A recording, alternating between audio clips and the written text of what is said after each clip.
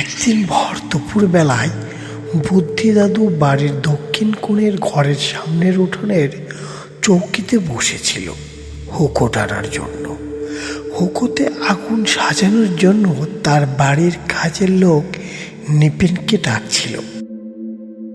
নিপেন, আরে ও নিপেন, অত সারা বলে কথায় গালে না। বুদ্ধি দাদুর হাঁক ডাক শুনে নিপেন হন্তদন্ত হয়ে ছুটে এলো চৌকির সামনে। দাদা বাবু ডাকছিলেন নাকি? ওকে হ্যাঁ ফত ছাড়া মাঝে মাঝে কোথায় অদৃশ্য হয়ে যাস রে তুই।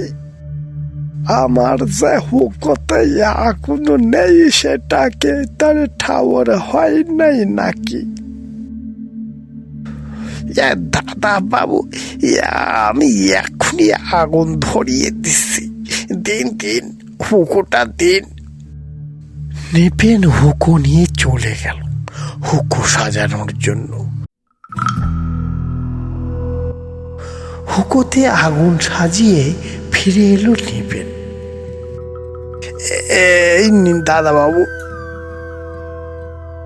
হুঁকোটা হাতে নিয়ে বুদ্ধি দাদু হুঁকোতে টান দিতে লাগলো। নিপেন বুদ্ধি দাদুকে হুঁকো দিয়ে চলে গেল। বুদ্ধি দাদু নিয়ম করে দুপুরে হুঁকোতে টান দিতেই হবে তার। এটা নাকি তাদের খানদানি অভ্যাস। তার বাবার বাবা, তারও বাবাও নাকি হুঁকোতে টান দিত। শুধু বুদ্ধি দাদুর ছেলে হয়েছে তাদের খানদানের বাইরে। কোনো রকম নেশা পেশার ধারের কাছেই নেই সে। মনের সুখে হুঁকো টানতে টানতে সে লক্ষ্য করল কেউ তার নাম ধরে ডাকছে। বুদ্ধি,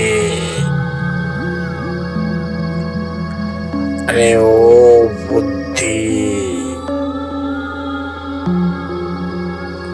বুদ্ধি।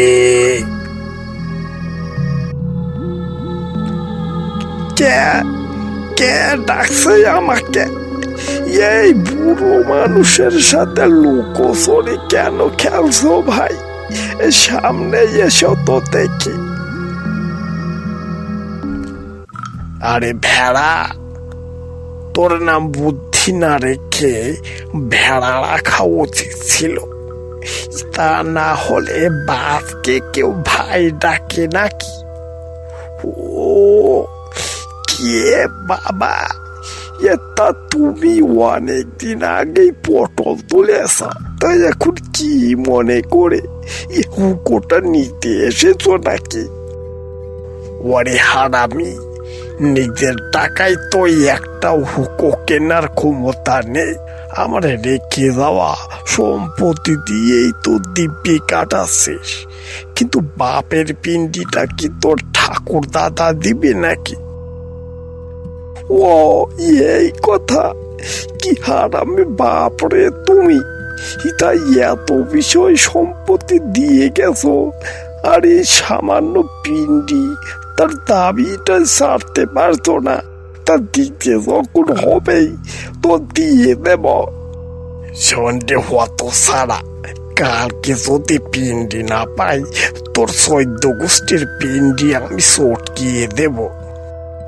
বুদ্ধি দাদুকে সাবধান করে তার মৃত বাবা চলে গেল।